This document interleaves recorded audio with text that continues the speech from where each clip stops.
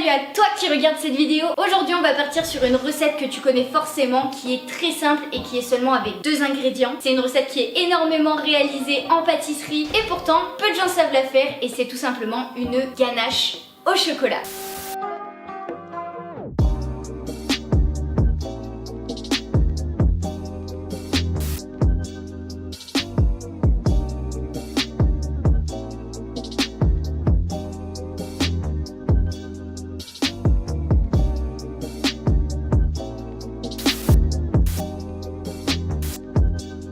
Tu te demandes peut-être que faire avec cette ganache. Donc tu peux réaliser des macarons, faire un glaçage, des cupcakes, garnir ton gâteau, voire même le couvrir si tu es dans le cake design. Et il y a encore tellement de choses à faire avec une ganache au chocolat, c'est impressionnant, c'est vraiment beaucoup utilisé. Petite parenthèse, si tu aimes mes recettes et mon contenu, tu peux bien sûr t'abonner, activer la petite cloche et surtout, je dis bien surtout, partager la vidéo. Parce que oui, un seul partage peut tout changer dans une chaîne YouTube. Et petite nouveauté que je ne vous ai pas dit, je suis également sur Twitch. Je fais des live gaming et je suis active tous les 2 jours. Je fais un live à 17h précise. Donc si t'es intéressé, jette un œil dans la barre d'infos.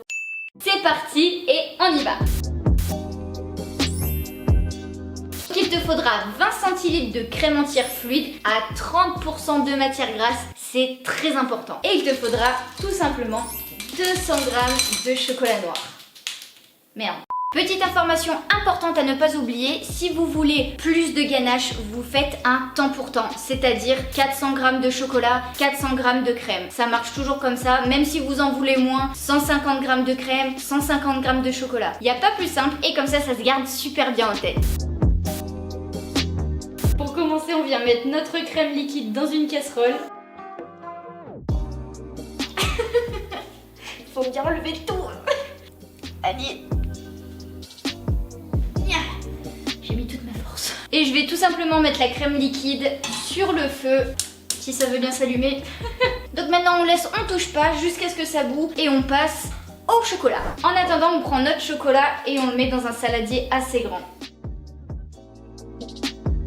La crème a fini de bouillir, on vient vite la mettre sur le chocolat. Mais avant, il faut que vous sachiez une chose, j'utilise tout simplement des pistoles. C'est beaucoup plus facile à utiliser. Vous, si vous avez des carrés de chocolat, il faut venir les couper. Ça s'incorporera beaucoup plus facilement. Si vous les laissez en carrés de chocolat, ça sera beaucoup plus compliqué et ça s'incorporera mal. Vous aurez des morceaux de chocolat à l'intérieur et c'est pas du tout ce qu'on veut. On veut quelque chose de lisse et homogène. Et là, je viens verser un tiers sur le chocolat. On va venir verser en 3 fois. Et là, très important, on met la maryse au milieu et on va venir émulsionner. Émulsionner, c'est quoi? C'est venir faire des petits ronds au centre pour ne pas mettre d'air à l'intérieur. Donc maintenant qu'on a bien mis notre crème, on vient verser une deuxième fois. Votre crème, faut vraiment qu'elle soit très chaude, d'où le but de bouillir la crème. Sinon, ça se mélangera pas. Et on vient verser la dernière fois. Alors, regardez bien, tout autour là, vous avez le gras de la crème. C'est très important de le mettre à l'intérieur. On vient racler vraiment toute la crème, parce que c'est important de mettre le gras.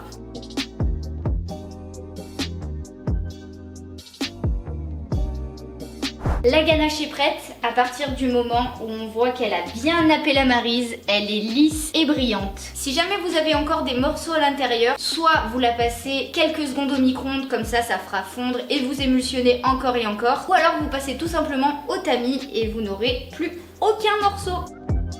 Pour terminer, je prends mon cellophane, on vient mettre sur la ganache. Le fait de mettre le cellophane sur la ganache, ça fait en sorte qu'il n'y ait pas d'air, du coup il n'y a pas de condensation et ça évite de former une croûte. On veut que ce soit beau, lisse et brillant. Maintenant qu'on a fini notre préparation, on met la ganache pendant 2 heures au frigo, pas plus ni moins. Si jamais vous avez fait votre ganache à l'avance et que vous voulez l'utiliser dans les jours à venir, vous pouvez la garder jusqu'à 4 jours maximum. Faites attention, du coup ça va devenir de la pierre, ça va être très très dur. Il va falloir la passer quelques secondes au micro-ondes, pas plus d'1 minute, vraiment quelques petites secondes. Attention à bien choisir ton saladier, pas de l'inox. Si elle est trop ferme, tu n'arriveras pas à la sortir de ta poche à douille, donc faites attention à bien choisir la texture. Donc c'est parti, je vais la mettre 2 heures au frigo.